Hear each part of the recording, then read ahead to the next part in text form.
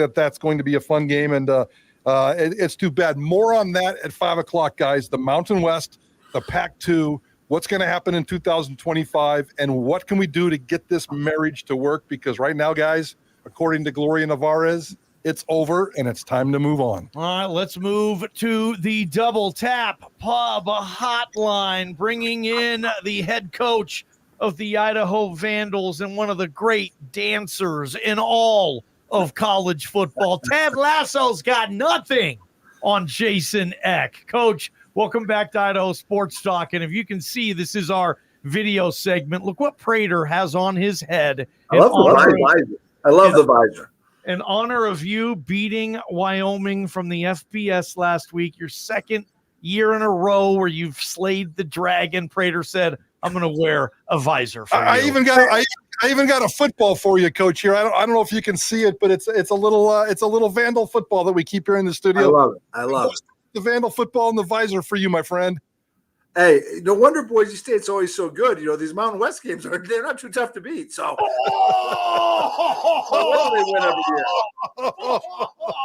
year? Shots fired. I love it. I love it. Coach, it's a big deal for an FCS team to beat an FBS team. It just is. There's only been 4 this whole year. You're one of them. You were one of the few last year too. I mean, just putting this into perspective, how'd you get another one of these? And I bet everybody in Moscow is really fired up right now because those are big wins, huh? Well, I was proud of our team. It's tough enough to win on the road, any part of college football. Then, to go on a road to a FBS team that's got more resources, more scholarships than you. That's a challenge. And then we had to go with our backup quarterback. And, all those factors just make me really proud of our team. I think our defense played tremendous. I think our offense has continued to improve. We ran the ball better than we did against Oregon. But, we made just enough plays to win the game, and our defense was just exceptional down the stretch in the second half. Idaho hosts Albany on Saturday, 2 p.m., ESPN Plus, working on what's hopefully going to be a home opening sellout up there in Moscow. Coach, as a coach, what do you think your best qualities are that you believe? What makes you pretty good at this? Well, I think building relationships with the players, getting them to trust me, getting those guys to believe in what we're doing. I think also just, building the people in your program is critical. Hiring great assistant coaches, the decisions you make about what young men you want to bring into your program. I think those are very important. And then, but just the consistent, effort and energy we have, the fun that we have as a team. I think it's never unanimous, but I think a really high percentage of our players would say, yeah, they're having a great time playing football at the University of Idaho. I think those are all factors that have led to our success in these first 2 years and 2 games. Idaho coach Jason Eck joining us right here on Idaho Sports Talk. 3 weeks in a row, and when he starts throwing up 3 weeks in a row, you must be doing something good, Coach. Off to a great start.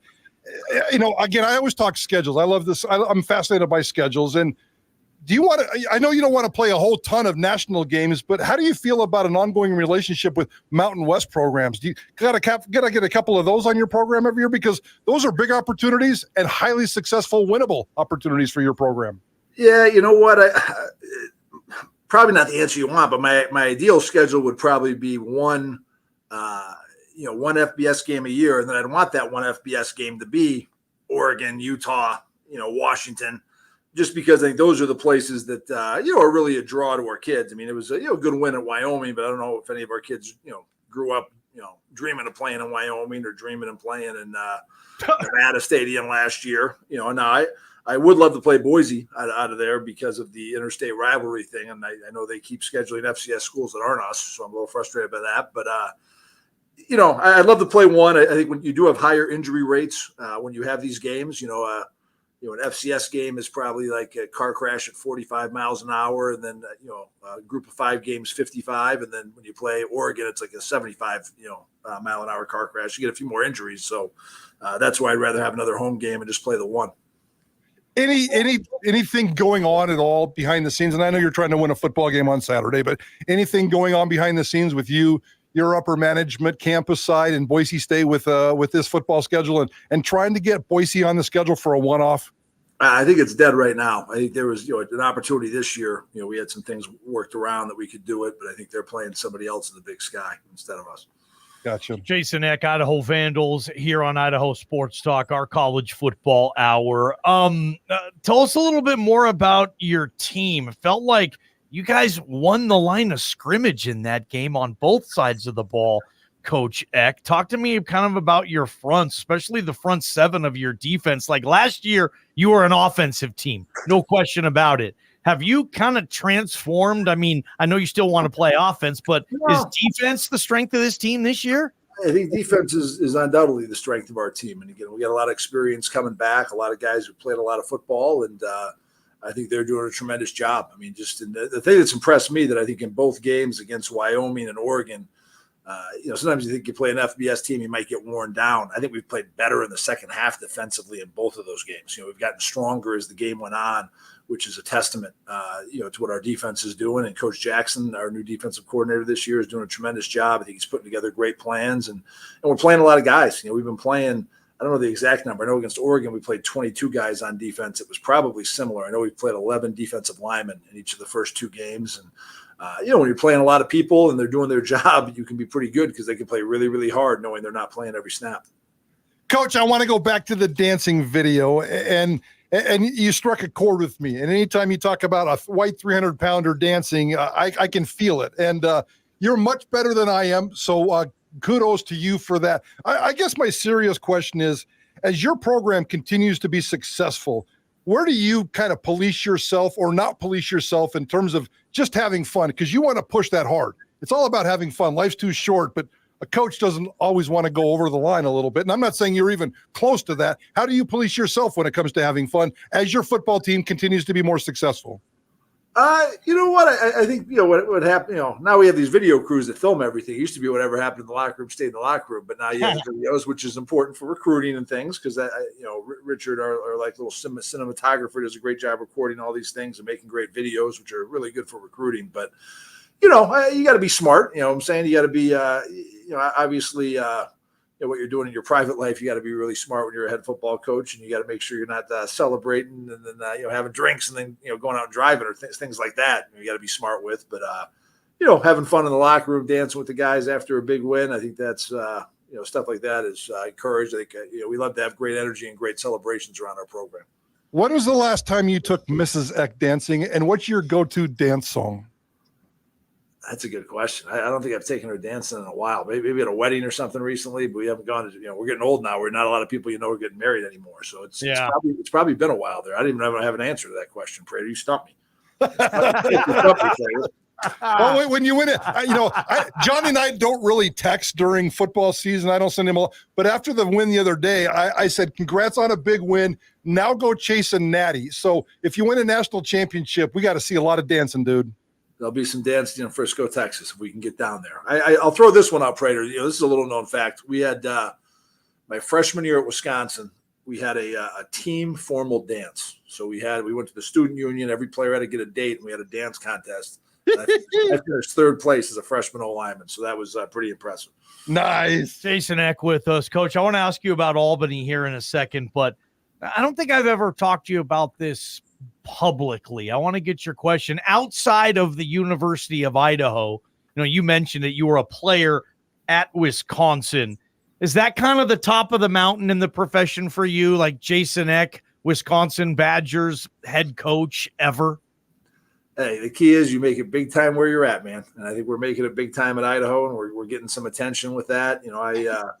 I follow the scores, but I'm not, you're so busy during the football season and stuff. I haven't gotten to watch. I got to watch Wisconsin play the first night. They played on Friday night. We played on Saturday, so I watched some of that game at the hotel. But no, I'm just focused on trying to do a great job here at Idaho, and if other things arise, we'll look at it. But again, it's not something I'm focused at, or I really don't have. Right now, Idaho is my dream job. Good, because I've been rooting against Wisconsin every single week and for Idaho, Coach, because I want them to, anyway. Never mind. I've been rooting for them to win. I want them to win. I don't want them to hire a new coach. Coach, I do know they have Bama and USC back to back. I'm glad we don't Bama and USC back to back. Nightmare. Vandal fans are hating me for asking that question too, but wanted to know Albany. They got you last year, ended your season. That was a heartbreaker. I was there. I don't know if it's a revenge game or not. It's just another opportunity. But, how do they look, and how are we going to get a win in the opener for you, Coach? Very well coached team. I got a lot of respect for Coach Gattuso. I thought it's a tough draw in the playoffs. You have to fly across the country to play somebody, and a hell of a job by them to come out and beat us last year and come from behind. We had the lead for about 55 minutes out of that game, and then they took the lead late. They've had a lot of changes. Their quarterback from last year, I think, transferred to Miami. Their best D lineman from last year transferred to Arkansas. So, there's some FCS problems going on everywhere. But they've retooled. They're very well coached. They know how to attack you. They had a good win where they had to come from behind against Long Island the first week, and then last week against West Virginia, they were it was 21-14 with 2 minutes left in the first half, and then it kind of got away from them. So they'll come out here knowing that they can win in the Kibbie Dome because they've done it before, and we got to continue to grow as a team. You don't want to start feeling good about your stuff because you start feeling good about yourself. That's what happens to Notre Dame after they beat Texas A&M and then lose to Northern Illinois. You don't want to be like that. Coach, what's your favorite part of this football team right now? You know what? I think they have a great togetherness. I think our leadership is probably the best leadership we've had in the 3 years I've been the head coach. And I think there's some great togetherness. Again, I think sometimes you see splintering on a team. Our defense is off to a fast start. Our offense has not been up to a fast start, and I don't see any complaining or bitching. I think the defense is kind of wearing it as a badge. Like, hey, let's embrace it. We got our backup quarterback. Here we go.